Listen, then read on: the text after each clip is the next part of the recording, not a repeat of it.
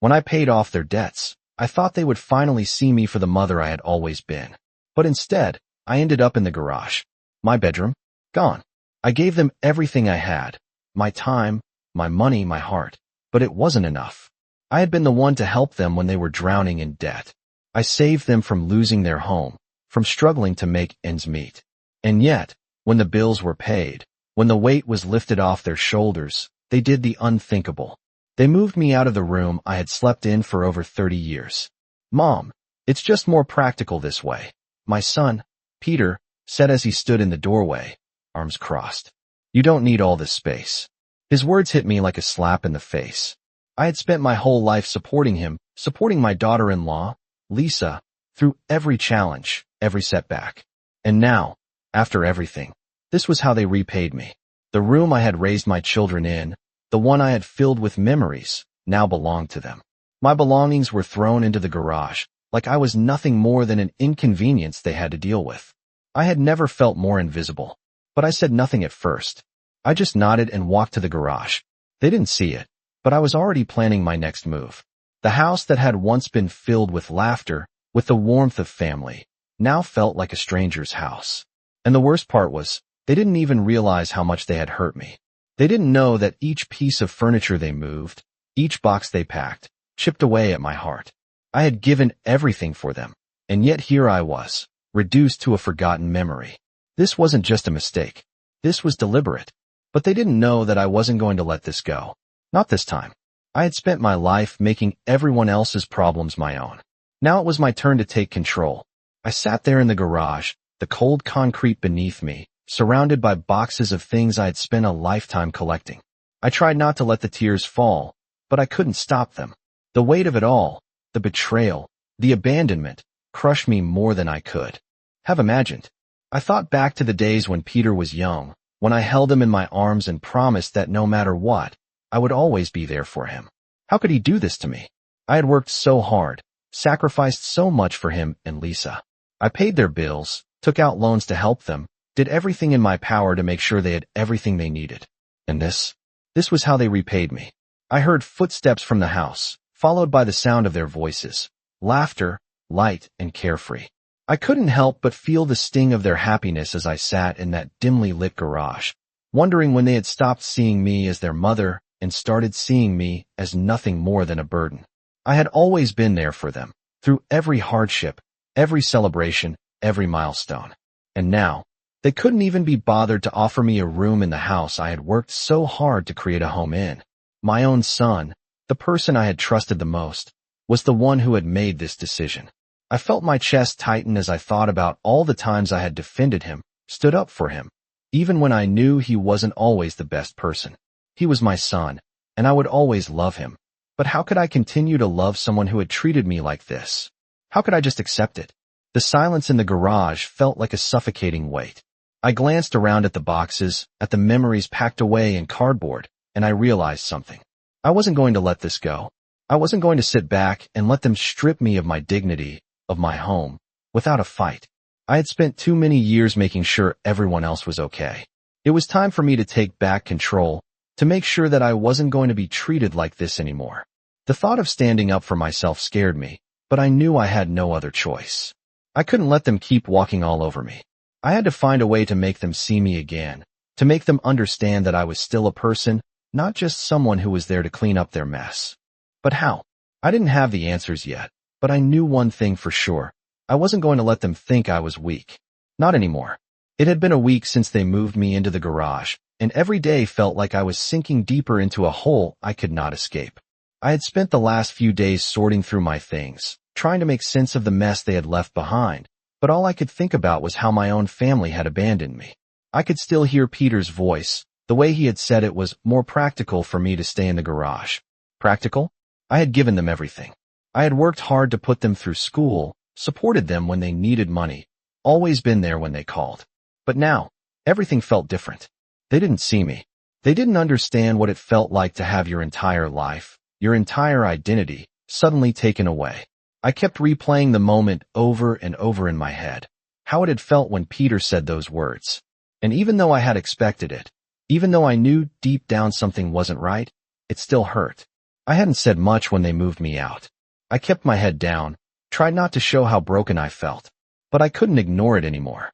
It was like I was invisible to them. Every time I passed them in the hallway, they didn't even acknowledge me. They were too busy, too wrapped up in their own lives to notice the woman who had raised them, who had given them everything. I thought about it all, the years spent taking care of them, the nights I stayed up late worrying about them, the sacrifices I made to make sure they were comfortable. And yet, here I was, in a garage, alone. The house that once felt like a home now felt like a prison. I had no idea how long I could continue living like this. The silence was deafening, and the distance between us was becoming unbearable. But deep down, I knew something had to change. I couldn't keep pretending that everything was okay. I wasn't sure what I was going to do, but I knew that I couldn't just let this go. I couldn't let them win, not like this. They thought I was weak, thought I'd just accept whatever they handed me. But they were wrong. I wasn't going to let them take my dignity without a fight. The days passed slowly in the garage, and with each one, I felt more and more like a stranger in my own home.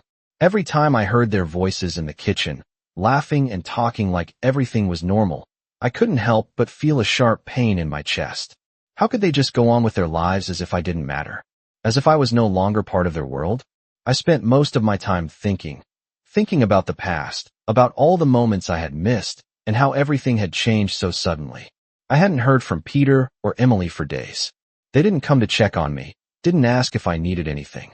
The silence between us was suffocating. I used to be the one they turned to for advice, for help, but now it felt like I didn't even exist.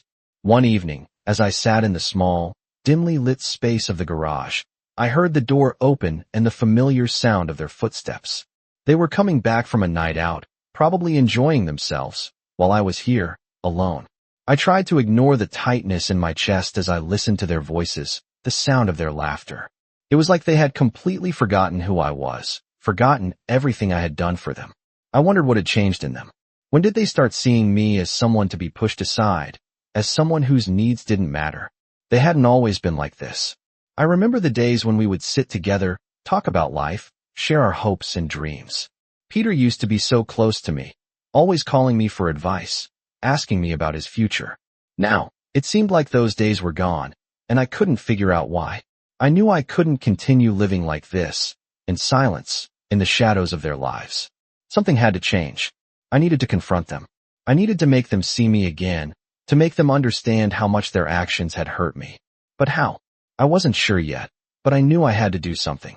I wasn't going to just sit here in this garage, waiting for them to throw me aside completely.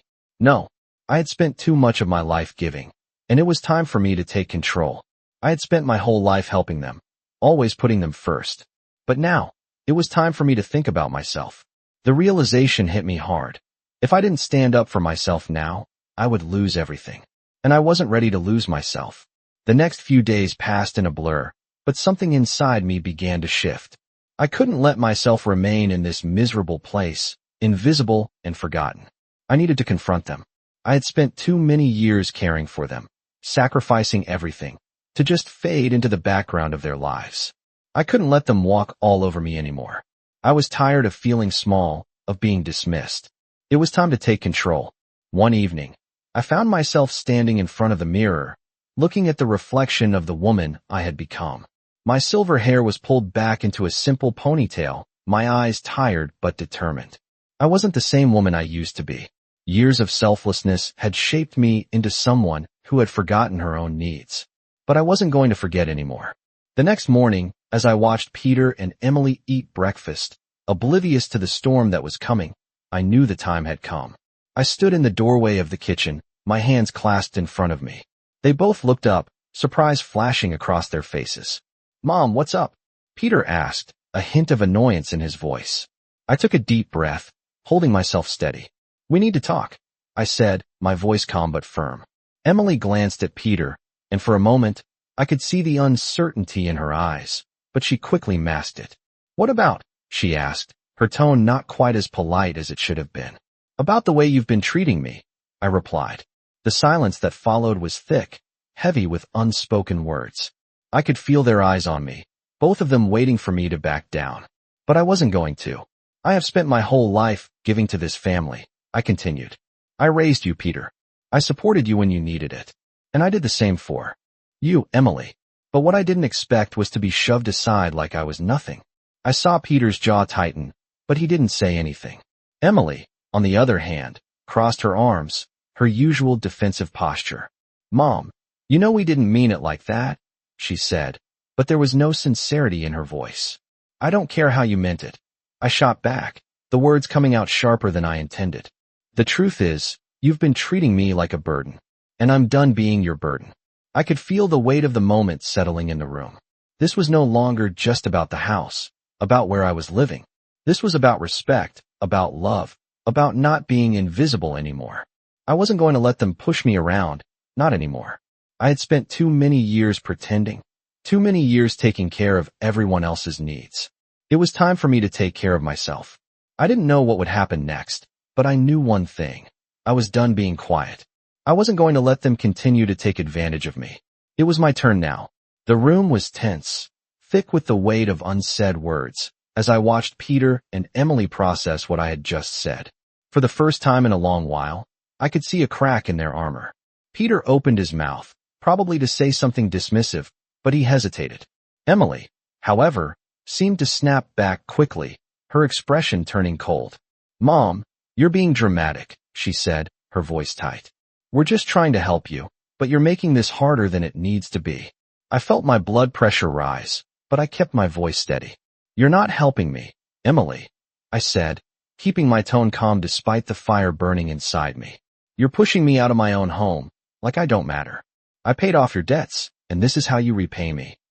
I watched her jaw tighten, and for the first time in months, I saw a flicker of guilt in her eyes. But it quickly vanished, replaced by that defensive wall she always put up. You act like we owe you something, she snapped.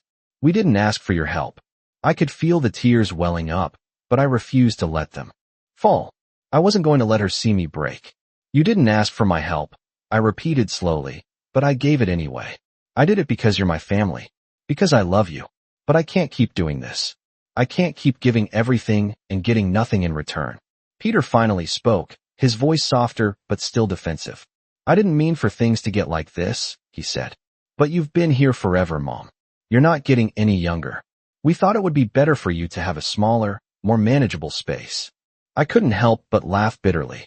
A smaller space? You're not talking about my comfort, Peter. You're talking about control. You're talking about getting me out of the way so you can have everything for yourselves. Peter looked down at the floor, his face a mix of guilt and frustration. I don't know what you want from us, Mom.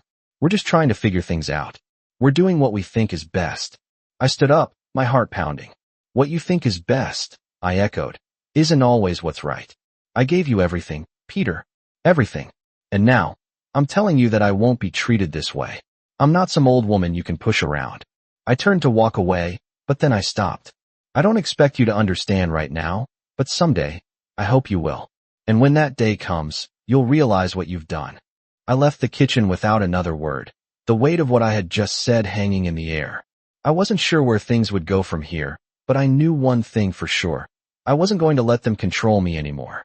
I wasn't going to be the invisible woman in their lives any longer. Days passed, and the silence between us grew even heavier. The house that used to echo with the sound of laughter now felt cold and empty, like a place I no longer belonged. Peter and Emily barely spoke to me, and when they did, it was just enough to keep the peace. But I could tell they were both walking on eggshells, avoiding the real issue, pretending things were fine when they weren't. It was as if they hoped I would just forget, move on, and accept my place in the garage. But I wasn't going to let that happen. I spent my days in the garage, organizing my things, going through old photos, memories, trying to find something to hold on to, something to remind me that I was still the person I had always been. But each passing day only made me feel more invisible. It was hard, really hard, to face the reality of it.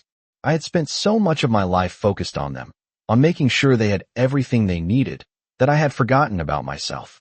I had forgotten about the woman I used to be, the woman who had dreams and aspirations, the woman who had a voice. And now, here I was, in a space that was meant to be temporary, but it felt permanent. One evening, as I sat in the quiet of the garage, I heard a knock at the door. It was Peter. He stood in the doorway, looking hesitant. "Mom, can we talk?" he asked. I didn't answer immediately. I wasn't sure what to say. I was angry, hurt, but most of all, I was exhausted. Sure, I finally said, standing up and walking toward him. What do you want to talk about? He seemed to hesitate again, like he wasn't sure how to approach it. Look, I know things have been rough, he began, and I know I haven't been the best son. His words caught me off guard. For a moment, I wasn't sure if I was hearing him right. I just want you to know that I never meant to hurt you, he continued. We've just been trying to figure things out, you know? Emily and I, we've had a lot going on.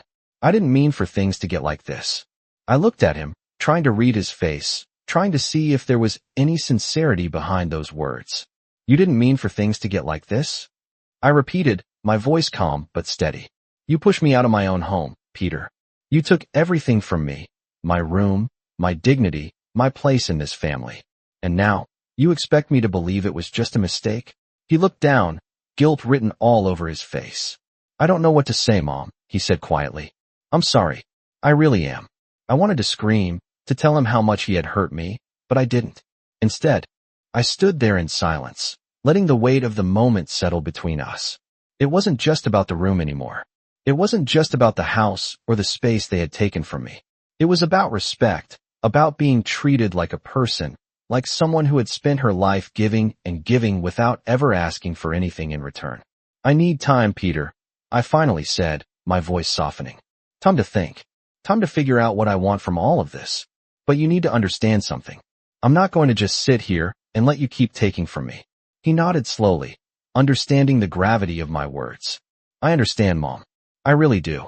And with that, he turned and walked away. But as I watched him leave, something shifted inside me. I didn't have all the answers, but I knew I couldn't let them keep treating me like this. I wasn't just going to wait for things to get better. I was going to make things better for myself. The next day, I woke up with a sense of determination I hadn't felt in a long time. I spent too many years keeping quiet, too many years pretending things were fine. But I was done with that now.